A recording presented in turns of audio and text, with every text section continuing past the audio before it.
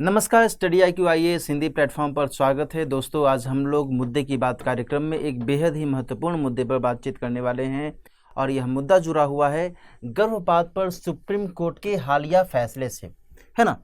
हाल ही में supreme court ने, भारत के सर्वोच्च न्यायालय ने गर्भपात यानी एबॉर्शन से संबंधित एक बहुत ही महत्वपूर्ण फैसला सुनाया है। इस फैसले का क्या तात्पर्य निकलना चाहिए और इस फैसले के आधार पर भारतीय समाज में जो महिलाओं की स्थिति है उसको हम किस तरीके से देख सकते हैं, इस पर आज हम चर्चा करेंगे। और यह जो विषय है, यह विषय हमारे GS के पेपर 1 से जुड़ा हुआ है ना। GS में पेपर 1 का जो सिलेबस है, जिसमें हम लोग पढ़ते हैं भारतीय समाज, भारत के समाज के बारे में, सामाजिक मुद्दे के बारे में चर्चा की जाती है। IAS के GS पेपर 1 में इससे संदर्भित जो खंड है उस पर हम यदि फोकस करें तो इसमें इस बात का जिक्र किया गया है कि भारत का जो समाज है ना, भारत का समाज या फिर भारतीय समाज, इससे संबंधित जो भी इश्यूज हैं उसको हम इस कैटेगरी में रखते हुए देख सकते हैं। और GS के पेपर 1 में अन्य जो महत्वपूर्ण खंड है, इतिहास और कल्चर, साथ ही जो विश्व इतिहास वगैरह भी उसमें जुड़ जाता है। इसके अलावा जो भूगोल का एक सेक्शन जुड़ जाता है। इसके साथ साथ यह जो खंड है, यह खंड अपने आप में बहुत ही डायनेमिक, बहुत ही महत्वपूर्ण है। और इस परिप्रेक्ष्य में आज की चर्चा में हम इसी कंटेक्स्ट को ध्यान में रखते हुए डिस्कशन करेंगे कि आखिर यह जो विषय है, यह विषय किस तरीके से आपके परीक्षा के दृष्टिकोण से महत्वपूर्ण हो सकता है। इसके अलावा मैं आपको यहीं पर हिंट भी कर दूं कि यह जो विषय है, यह विषय इतना अधिक डायनेमिक है कि इसका उपयोग आप, इसके बारे में जो भी जानकारी है, इसका उपयोग आप किस में कर सकते हैं, तो अपने निबंध लेखन में भी कर सकते हैं, एसे में भी कर सकते हैं, है ना। तो ये सारी जानकारियां आपके लिए महत्वपूर्ण हो सकती हैं। आइए चर्चा के माध्यम से समझते हैं कि इससे संबंधित क्या कुछ गतिविधियां हाल के समय में देखी गई हैं। देखिए, भारत के सर्वोच्च न्यायालय ने एक फैसला सुनाया है। बीते सितंबर माह के अंतिम सप्ताह में 29 सितंबर को यह फैसला सुनाया गया और इस फैसले में कहा गया कि सभी महिलाओं को गर्भपात का अधिकार है ना।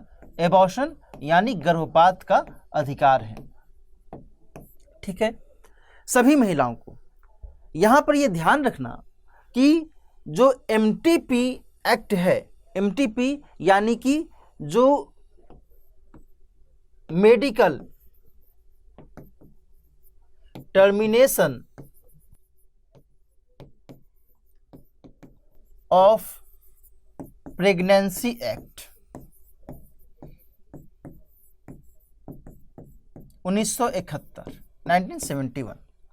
अब यह जो एक्ट है, medical termination of pregnancy act 1971, इसमें कहा गया है दोस्तों कि निश्चित श्रेणियों को ही गर्भपात का अधिकार दिया जाएगा। इसमें जो है विवाहिता के संदर्भ में या फिर जो अविवाहिता जो महिलाएं हैं उनके संदर्भ में इस एक्ट में कोई जिक्र नहीं किया गया है ना। विवाहिता के संदर्भ में तो जिक्र है, लेकिन अविवाहिता के संदर्भ में इसमें कोई जिक्र नहीं किया गया है इस एक्ट में, है कि नहीं।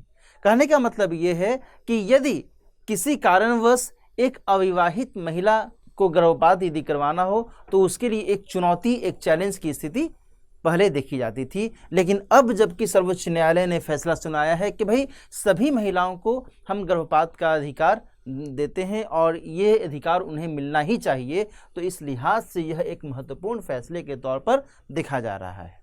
क्लियर। यहाँ पर सर्वोच्च न्यायालय ने एक बात यह भी कही है कि सिस जेंडर के साथ साथ गर्भ धारण कर सकने वाले सभी के लिए यह जो प्रावधान है, यह जो निर्णय है, यह निर्णय लागू होगा। सिस जेंडर का मतलब ये कि जन्म के समय किसी व्यक्ति का जो लिंग है, वह लैंगिक पहचान जो है वो जन्म के समय जो था वही लैंगिक पहचान उसका कंटिन्यू रहा, है ना। तो ऐसे व्यक्ति को यहाँ पर सिस जेंडर के तौर पर देखा गया है। और इसके साथ साथ जो अन्य भी हैं, जो भी गर्भधारण कर सकने में सक्षम है, उनके ऊपर भी यह प्रावधान लागू होगा। यानी कि ट्रांसजेंडर के अंतर्गत भी जो हैं वो भी यदि गर्भधारण करते हैं तो उनके लिए भी यह प्रावधान लागू होगा, है कि नहीं। तो ये सारी बातें यहाँ पर सर्वोच्च न्यायालय के फैसले के अंतर्गत कही गई हैं और इस माध्यम से सर्वोच्च न्यायालय ने कहा है कि यह जो फैसला है यह फैसला दर्शाता है कि हम रिप्रोडक्टिव जस्टिस को महत्व देते हैं, प्रजनन न्याय को महत्व देते हैं। प्रजनन न्याय का मतलब क्या हुआ? प्रजनन न्याय का मतलब यह हुआ कि एक महिला को यह अधिकार होना चाहिए कि वह किसी बच्चे को जन्म दे या न दे। बात समझ में आ रही है ना? तो यह अपने आप में एक बहुत बड़ी बात है, ठीक है। यहाँ पर समाज के स्तर पर जो दबाव की स्थिति देखी जाती है, मान लीजिए यदि कि किसी अविवाहिता को गर्भधारण हुआ है तो उसके गर्भपात को लेकर करके एक बहुत अधिक कुंठा की स्थिति समाज में देखी गई है ना। और कई बार उसको जो है अपने जान से भी हाथ धोना पड़ा है, और इस लिहाज से यह जो फैसला है अपने आप में बहुत महत्वपूर्ण हो जाता है। यहाँ पर यह ध्यान रखना है कि इस माध्यम से अनुच्छेद 14 में जो प्रावधान है, भारतीय संविधान के मौलिक अधिकार के तहत जो प्रावधान है उसको फुलफिल किया जा रहा है। कैसे फुलफिल किया जा रहा है? अनुच्छेद 14 में क्या कहा गया है कि विधि के समक्ष समानता और विधियों का समान संरक्षण है कि नहीं, इक्वलिटी बिफोर लॉ, है ना। विधि के समक्ष समानता की बात करता है कौन? तो अनुच्छेद 14, विधि के समक्ष समानता, किसी भी स्तर पर कोई भेदभाव नहीं हो। क्लियर? तो ऐसे में यह जो पहले से ये प्रावधान था, MTP एक्ट, ये जो प्रावधान था यह एक तरीके से विभेदकारी प्रावधान था, है ना, क्योंकि इसमें तो अविवाहिता को तो शामिल किया ही नहीं गया। तो इस लिहाज से इस प्रावधान के अगेंस्ट में जो हाल में सर्वोच्च न्यायालय ने फैसला सुनाया है, ये फैसला इस लिहाज से भी महत्वपूर्ण हो जाता है। इसके अलावा यह जो फैसला है, यह फैसला अनुच्छेद 21 यानी कि अनुच्छेद 21 के अंतर्गत भी यह फैसला अपने आप में महत्वपूर्ण हो जाता है। इसके बारे में अभी हम जिक्र भी करेंगे। लेकिन इस बीच दोस्तों यहाँ ये समझिए कि भारत के सर्वोच्च न्यायालय ने इस विषय पर जो फैसला सुनाया है वह फैसला इसलिए भी महत्वपूर्ण है क्योंकि इसकी तुलना में अमेरिकी सर्वोच्च न्यायालय ने जो एक फैसला सुनाया था वह फैसला बहुत ही अटपटा, बहुत ही अजीबोगरीब फैसला था। और वह फैसला क्या था कि अमेरिकी सर्वोच्च न्यायालय ने महिलाओं के गर्भपात के अधिकार को असंवैधानिक करार दे दिया था कुछ समय पहले। हालांकि इससे पहले 1973 में अमेरिकी सर्वोच्च न्यायालय ने ही एक मामले में अमेरिका में जो भी महिलाएं थीं उनको संवैधानिक अधिकार दिया था गर्भपात का, है ना, कि उन्हें कॉन्स्टिट्यूशनल राइट है। लेकिन हाल में अमेरिकी सर्वोच्च न्यायालय ने उस फैसले को पलटते हुए गर्भपात के अधिकार को असंवैधानिक करार दे दिया था, और इस लिहाज से ये एक बहुत बड़ा निर्णय लिया गया था उस समय अमेरिकी सर्वोच्च न्यायालय के द्वारा, जिसकी बाद में आलोचना भी की गई, है ना। जबकि इसका क्या कहना था? इसका तर्क ये था कि भाई हम अपने यहाँ पर जो भी प्रावधान है, जो भी नियम कानून है, हम अमेरिका के इतिहास के आधार पर हम इसको फॉलो करते हैं, और अमेरिका के इतिहास में कभी भी गर्भपात को न्यायपूर्ण नहीं कहा गया है, इसलिए हम इसे कदापि स्वीकार नहीं कर सकते। इस तरीके की बातें अमेरिकी सर्वोच्च न्यायालय के द्वारा की गई। तो यहाँ पर आप ऐसे भी इसको थोड़ा सा ध्यान से समझ सकते हैं कि भारत के संविधान ने किस तरीके से चीज़ों को इंटरप्रेट किया है, चीज़ों को विश्लेषित किया है। भारत के सर्वोच्च न्यायालय ने किस तरीके से किसी भी स्थिति को विश्लेषित किया है। लेकिन इसके विपरीत अमेरिका में, अमेरिकी संविधान में, अमेरिकी सर्वोच्च न्यायालय के माध्यम से किस तरीके से इसको विश्लेषित किया गया है, इन दोनों में एक अंतर देखा जा सकता है ना। तो कभी यदि परीक्षा में आपसे इस आधार पर सवाल पूछ लिया जाए कि भाई भारत के सर्वोच्च न्यायालय या फिर भारत के संविधान और अमेरिकी सर्वोच्च न्यायालय या अमेरिकी संविधान के बीच में अंतर के संदर्भ में कोई उदाहरण दीजिए, तो ये एक अच्छा उदाहरण आपके लिए हो सकता है ना। इससे यह भी पता चलता है दोस्तों कि अमेरिकी संविधान कहीं ना कहीं कठोरता को धारण किए हुए है, लेकिन भारतीय संविधान कहीं ना कहीं लचीलेपन, फ्लेक्सिबिलिटी को धारण किए हुए है। तभी तो जब भी जैसी परिस्थिति होती है उस हिसाब से संशोधन की यदि गुंजाइश होती है तो संशोधन किया जा सकता है, और उसके आधार पर चीज़ों को हम आगे देखते हैं। यहाँ पर एक ध्यान रखिएगा कि भारतीय संविधान सभा ने भी भारत में, भारत के इतिहास में जो भी कुप्रथाएं थीं उसको देखते हुए, उसको ऑब्जर्व करते हुए जो भी उसके अगेंस्ट में कदम उठाए जाने चाहिए थे उसको महत्व दिया था, है ना।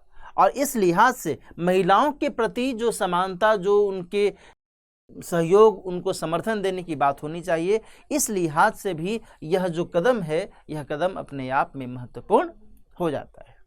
ठीक है, तो ये चीज़ें यहाँ पर आपको समझने की ज़रूरत है। जो सर्वोच्च न्यायालय ने प्रजनन न्याय की बात कही है, ये प्रजनन न्याय अपने आप में बहुत ही महत्वपूर्ण हो जाता है। इसके माध्यम से सर्वोच्च न्यायालय ने अपेक्षा की है राज्य से कि महिलाओं को सुरक्षित और अफोर्डेबल अबॉर्शन यानी कि वहनीय तरीके से गर्भपात कराने का अधिकार उन्हें मिलना चाहिए। ऐसा न हो कि उन्हें किसी भी प्रकार की कोई दिक्कत हो, है ना। तो ये सारी बातें यहाँ पर सर्वोच्च न्यायालय के फैसले के माध्यम से यहाँ पर निकलकर सामने आती हैं। यहाँ पर और भी कुछ बातें हैं जिसका जिक्र करना बहुत ज़रूरी हो जाता है, और इनमें से एक है POCSO 2012। POCSO 2012 क्या है? पॉक्सो 2012 क्या है? यह एक एक्ट है ना। यह क्या है? Prevention of children from sexual offence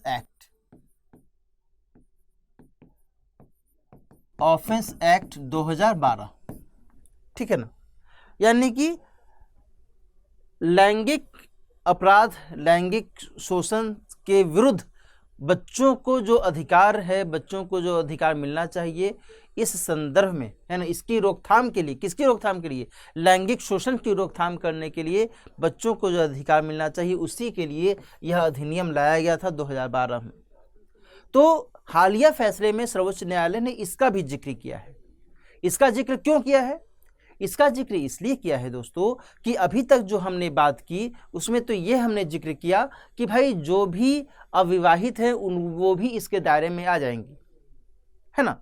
अच्छा, यह हम पे ये ध्यान रखिएगा कि जो गर्भधारण की अवधि है, गर्भधारण से लेकर करके 24 सप्ताह तक की अवधि तक में वो गर्भपात करा सकती हैं, है ना। ये यहाँ पर एक महत्वपूर्ण बात है, इसको ध्यान रखिएगा कि गर्भधारण से लेकर के 24 सप्ताह की अवधि तक जो है वे गर्भपात करा सकती हैं, जो भी महिलाएं हैं, है ना। अब इसमें जो अविवाहिता हैं वो भी इसमें शामिल हो गई हैं, यानी कि मैरिटल स्टेटस को अब यहाँ पर किसी भी स्तर पर तवज्जो नहीं दिया जाएगा। बिना मैरिटल स्टेटस के भी यह प्रावधान लागू होगा। गर्भपात कराने का जो प्रावधान है यह लागू किया जा सकता है। लेकिन इस बीच जो एक पॉक्सो है उसमें कुछ पेच है। उसमें क्या पेच है? उसमें यह पेच रहा है कि जो माइनर गर्ल है ना, माइनर गर्ल, या फिर कहा जा सकता है कि जो कम उम्र की बालिकाएं हैं, है ना, कम उम्र की बालिकाएं, यदि अनफॉर्चुनेटली, दुर्भाग्य से ये यदि गर्भधारण करती हैं तो इनको गर्भपात कराने को लेकर करके बहुत अधिक चुनौती का सामना इनको करना पड़ता था इस एक्ट के चलते। क्योंकि इस एक्ट में यह प्रावधान किया गया है कि यदि कम उम्र की बालिकाओं यानी माइनर गर्ल को यदि गर्भधारण होता है और यदि वो गर्भपात कराना चाहती हैं तो फिर जो मेडिकल प्रैक्टिशनर है, यानी कि जो डॉक्टर वगैरह हैं, जो हॉस्पिटल में ये गर्भपात करवाते हैं, कराने की प्रक्रिया जो भी करते हैं, उनको रिपोर्टिंग करनी होगी उस माइनर गर्ल के कॉन्टेक्स्ट में, है ना। तो ऐसे में होता है क्या कि ये जो स्थिति है, ये स्थिति एक तरीके से बहुत ही कहा जा सकता है कि शर्म वाली स्थिति, या फिर कहें कि डर वाली स्थिति, भय वाली स्थिति, और समाज में क्या इज्जत रह जाएगी, है ना, इस तरीके का जो एक वातावरण हो जाता है। क्या हम समाज को मुंह दिखा पाएंगे? बहुत सारी जो ऐसी स्थितियां हैं, ये स्थितियां इनको झेलनी पड़ती है ना। तो इस लिहाज से जो सर्वोच्च न्यायालय है, सर्वोच्च न्यायालय ने कहा है कि भाई रिपोर्टिंग की आवश्यकता अब नहीं रहेगी, है ना। अनफॉर्चुनेटली यदि इन्हें गर्भपात करवाना पड़ता है तो फिर इसके लिए रिपोर्टिंग की ज़रूरत नहीं रहेगी। जब रिपोर्टिंग की ज़रूरत नहीं रहेगी तो फिर कोई दिक्कत नहीं है, आप जाकर के गर्भपात करवा लीजिए, है ना। तो ये एक बहुत बड़ी बात सर्वोच्च न्यायालय ने इस संदर्भ में कही है, और साथ ही इसमें मैरिटल रेप को भी शामिल किया गया है। अभी तक जो व्यवस्था थी उसमें मैरिटल डेथ को शामिल नहीं किया गया था, यानी कि मैरिटल डेथ होने पर भी यदि गर्भधारण रह जाता है, गर्भ रह जाता है, तो फिर वह गर्भपात नहीं करवा सकते थे। लेकिन अब इसमें मैरिटल रेप को भी शामिल कर लिया गया है, वैवाहिक बलात्कार को भी इसमें शामिल कर लिया गया है कि इस स्थिति में यदि गर्भधारण हो जाता है तो भी जो महिला है वह गर्भपात करवा सकती है। तो एक बहुत महत्वपूर्ण निर्णय लिया गया है सर्वोच्च न्यायालय के द्वारा, जिससे महिलाओं की भारतीय समाज में जो दशा है उसको और बेहतर बनाने की कोशिश की जा सकती है इसके माध्यम से, है ना। तो भारतीय समाज में महिलाओं के दैहिक और निजी स्वतंत्रता के लिए यह एक मिसाल के तौर पर काम कर सकता है ना। और अनुच्छेद 21 के तहत महिलाओं के अधिकार और व्यापक हो सकते हैं, है ना। इनको प्रतिष्ठा की स्वतंत्रता मिल सकती है ना। इनको समानता का अधिकार